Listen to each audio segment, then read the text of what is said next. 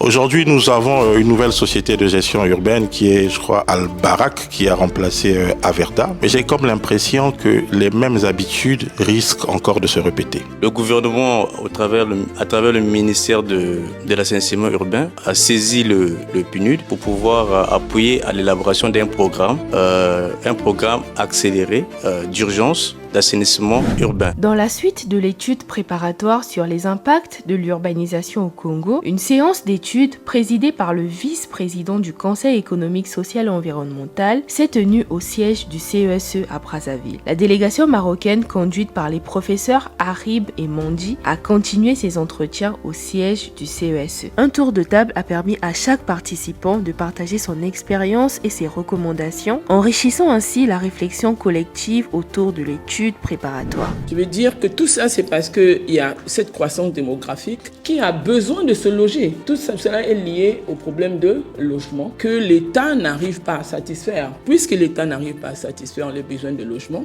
les populations sont obligées de se confier aux terriens. Pour certains se disent que les terriens étaient vraiment la bienvenue parce que grâce à eux, les populations obtiennent des terres là où ils veulent, selon les montants qu'ils veulent. Et nous pouvons dire aujourd'hui qu'il y a une bulle foncière et bulle immobilière. C'est ce qui est dangereux. Et puisque la ville s'étale, nous savons que lorsqu'il y a étalement, ça se fait à la périphérie des villes, il y a un problème de mobilité parce que les infrastructures et les équipements ne suivent pas. Les routes ne suivent pas. Les populations ont des problèmes de déplacement. Les déplacements deviennent chers. Parce que nous savons que plus on s'éloigne du centre-ville où se concentrent les activités, plus on dépense. Et là, c'est un problème réel. Si nous prenons l'exemple de la ville de Kintélé, qui venait d'être créée en 2017, les populations se déplacent difficilement pourtant. C'est à une dizaine de kilomètres de Brazzaville.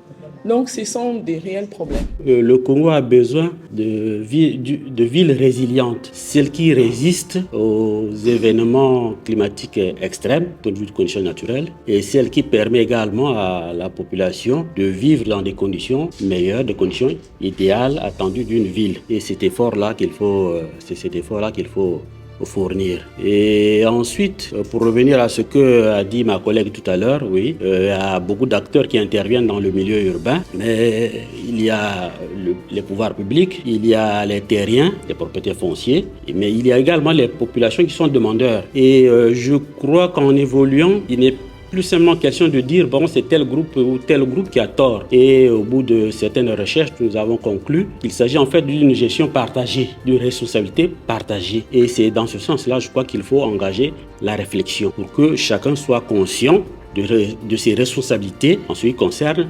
l'urbanisation, en ce qui concerne les questions urbaines. Revêtir la casquette de société civile en mettant un accent particulier sur la question des gestions de déchets. Alors, je pense que nous avons eu plusieurs programmes et il y a eu beaucoup de sociétés de gestion de déchets en République du Congo. Mais la véritable question, c'est l'implication du citoyen congolais, du citoyen d'abord, comme étant acteur de la lutte pour la préservation de son environnement. Aujourd'hui, nous avons une nouvelle société de gestion urbaine qui est, je crois, Al-Barak, qui a remplacé Averda. Mais j'ai comme l'impression que les mêmes habitudes risquent encore de se répéter. Si nous n'associons pas la société civile comme étant le vecteur de sensibilisation auprès des populations, parce que le Congolais a une habitude. Nous pensons que la gestion urbaine appartient qu'à l'État. Les ménages congolais ont pour habitude, et ça il faut qu'on se le dise, une fois d'avoir fait le nettoyage, on prend les ordures, on les jette sur la voie publique et on dit que l'État se chargerait de les jeter dans des endroits appropriés. Et c'est là le grand danger.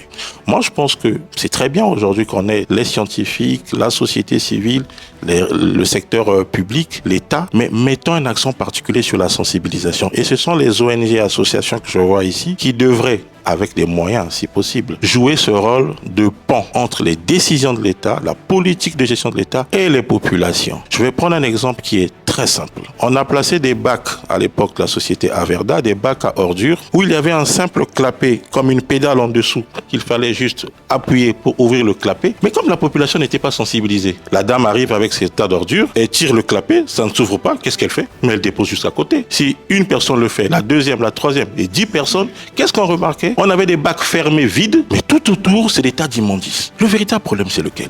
Mais c'est la sensibilisation. Nous avons grandi avec une culture où on disait, 2 points, et je condamne, le noir ne meurt pas de microbes. C'est clair.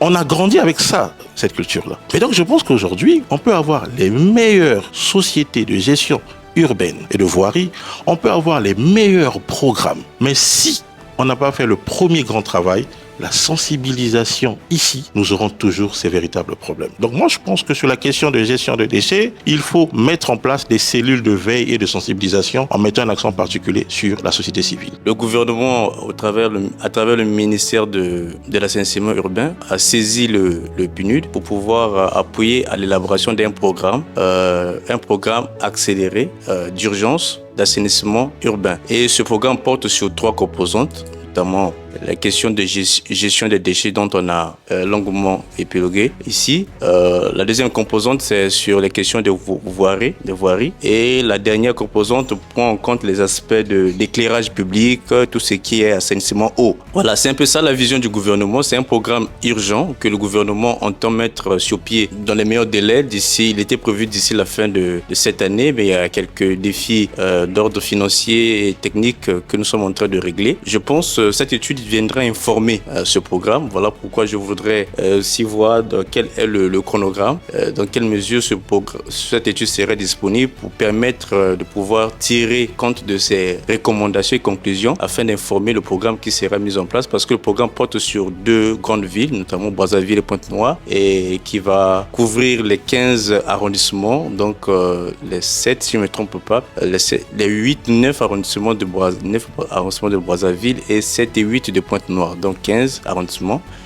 Voilà. En particulier, la ville de Brazzaville fait face à plusieurs défis. Ici, je souhaiterais marteler davantage sur la vulnérabilité de notre ville face aux catastrophes naturelles. Ici, on va voir au niveau de la ville de Brazzaville, cette ville est exposée ou est vulnérable à plusieurs types de catastrophes naturelles. Dans le cas des érosions, dans la périphérie, les inondations. Voilà pourquoi au sein de notre organisation, nous travaillons avec les responsables du quartier pour comment faire pour surmonter ces défis. Et ici, je souhaiterais que dans le cadre de cette étude, il puisse y avoir un plan sur la gestion des risques. Parce qu'on voit l'urbanisation en amont, la planification n'a pas été assez bonne. Il serait mieux de pouvoir s'appesantir également sur la gestion des risques. Comment faire pour mieux gérer les risques auxquels la ville est confrontée. Tout en n'est pas oubliant ce que mes prédécesseurs ont longuement souligné sur la CNCMO. Je souhaiterais également parler sur la gestion des eaux pluviales. Parce que s'il n'y a pas de canalisation, ce serait aussi difficile de pouvoir avoir une ville durable. Parce que si l'idéal ce serait d'aller vers